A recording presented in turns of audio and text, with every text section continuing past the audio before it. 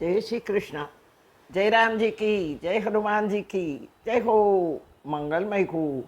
આવો હનુમાનજી વિશે દિલચસ્પ વાતો જણાવું।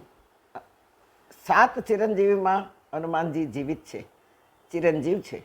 હનુમાનજીનું પ્રાગટ્ય વિશે કદાચ ઘણાએ નહીં જાણ્યું હોય। અતિ સુંદર ચરિત્ર એટલે તો 5મું સોપાન સુંદરકાંડનું નામ છે। હનુમાનજીનું નામ સુંદર, હનુમાનજીનું કામ સુંદર કારણ કે પ્રભુ કાર્ય રામ કાર્ય। હનુમાનજીનું ધામ સુંદર કારણ કે પ્રભુ રામ શરણને રામચરણ સિવાય બીજું એના દિલમાં કોઈ કલ્પના જ નથી। સુંદર વૃત્તિ છે, સ્વભાવ સુંદર છે। પ્રભુ રામનું કાર્ય કરવું એટલી જ વૃત્તિ, આગળ કોઈ જ વૃત્તિ નહીં અને કોઈ પ્રવૃત્તિ પણ નહીં। પ્રવૃત્તિ એટલે પ્રભુ તરફની વૃત્તિ અને પ્રવૃત્તિ કહેવાય, અને બાકી તો વિકૃતિ, અને વિકૃતિમાંથી જાત અટકે એટલે નિવૃત્તિ। હા, તમારામાંથી કેટલા સભ્યોને ખબર છે કે હનુમાનજીને 3 પિતા હતા? ચોંકી ગયા ને? 2 માં હોઈ શકે પણ પિતા 3 હોય એવું સાંભળ્યું નથી? તો સાંભળો, સત્ય ઘટના કહું અને શાંતિથી સાંભળો, સેજ પણ શંકા કુશંકા વગર સાંભળો। હા, હનુમાનજીને 3 પિતા છે। ઋષ્યમુખ પર્વત પર એક ઋષિ તપ કરી રહ્યા છે। તેવામાં સ્વર્ગની એક અપ્સરા નર્તકી, જેનું નામ પુંજીસ્થલા છે, તે આવી ઋષિને જોઈ ધ્યાનમાં બેઠેલા જોયા અને ચેષ્ટા કરવા લાગી, નાચવા લાગી, ઝાંઝર ઝણઝણાવવા લાગી। ઋષિનું ધ્યાન છૂટ્યું અને ઋષિએ કરડાકી નજરે જોઈને શ્રાપ આપ્યો કે જા, એક સ્ત્રી થઈને વાનર વેળા કરે છે, જા વાનરી બની જા।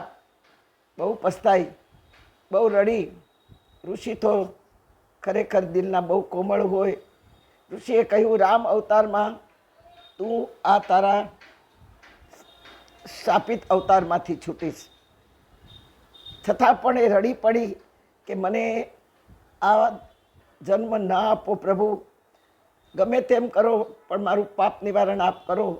ત્યારે ઋષિને દયા આવી અને કહ્યું કે તું ધારીશ ત્યારે તું સ્ત્રી રૂપમાં આવી જઈશ, પણ દિવસમાં એક જ વખત તને સ્ત્રી રૂપ મળશે।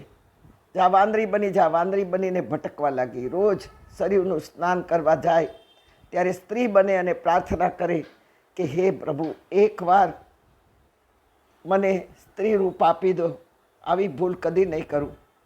હવે એવી રીતે એકવાર શરીરમાં સ્નાન કરવા ગઈ, સૂર્યનારાયણને અર્ઘ્ય આપતી હતી।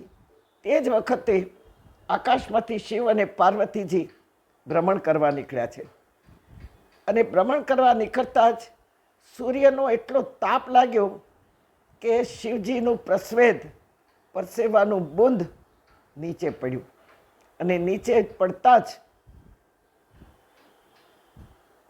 પવનદેવે એક ઝાપટ આપી, એક લેરખી આપી, અને 2 હાથના ખોબામાં જ્યારે અર્ઘ્ય આપતી હતી આ નર્તકી, ત્યારે સ્ત્રીનું સ્વરૂપ હતું અને નામ એણે રાખ્યું હતું અંજની।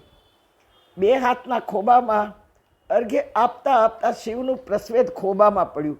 હવે એ ખોબામાં પ્રસ્વેદ કોણ લાવ્યું? તો પવનદેવે ઝપાટો આપ્યો, અને એ પવનદેવની લેરખીમાં પ્રસ્વેદને ખોળામાં અંજનીએ જોયું।